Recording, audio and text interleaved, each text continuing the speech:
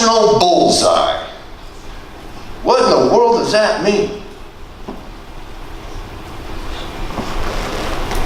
When I was growing up, I had some emotional issues with insecurities, self-doubt, fear of comparison.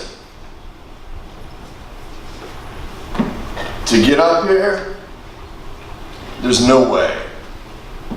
But I realized that if I protect my emotional bullseye and I build up my confidence by understanding that whatever I feel is my weakest, which is my heart, and sometimes that's insecurities, I'm going to identify it and I'm going to practice it, which is the yellow zone.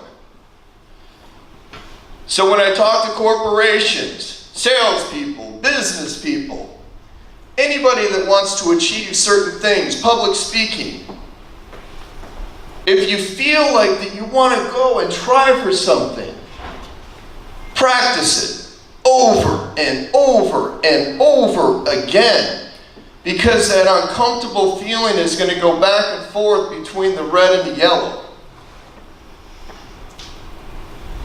But sooner or later, you're going to get in this area. And you're going to protect your emotional bullseye. But I'm also a writer, a speaker. I'm in the middle of technology because I know that information is changing so fast. So analogies like this are extremely important. I can't emphasize it enough. Because sometimes you might look at something and say, you know what, I don't feel like I can do that. I see that person up here achieving this, and oh my gosh, I don't know if I can make it happen. Find out whatever that weakest part is and practice it, and you will build up what's called resiliency. The cell phone, there's two things about a cell phone. It can be really good and it can be really bad. It can be the greatest instrument to build anything you want on the planet. Because there's so much good information. There's so much information out there. You can utilize, you can do due diligence, you can look up other companies, biographies, success stories, problems, solutions. If you have self-doubt, Google it. How do I get over self-doubt? Fear of comparison, Google it. Look for the best answer and practice it. If you want to brand yourself better, Google it. And being out in the business world, I've met with thousands of companies. I've been around presidents. I've been around professional athletes.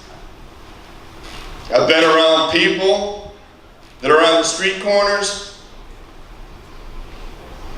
I've been exposed to a lot. But the biggest thing is,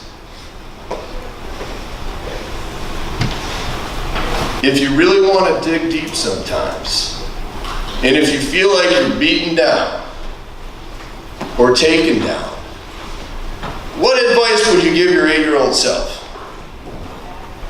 Would you tell him that he or she can't do it? That he or she's not good enough? Because sometimes that's the time where we really need to sit back and say, you know what? You can do it, and you will do it. There is no fair comparison. If you do the right actions all the time, you can achieve anything. But analogies and understanding stories like this identify and grip people. So it's important as you go on in your business world to understand too that analogies and stories keep people's attentions almost 65 to 70% more.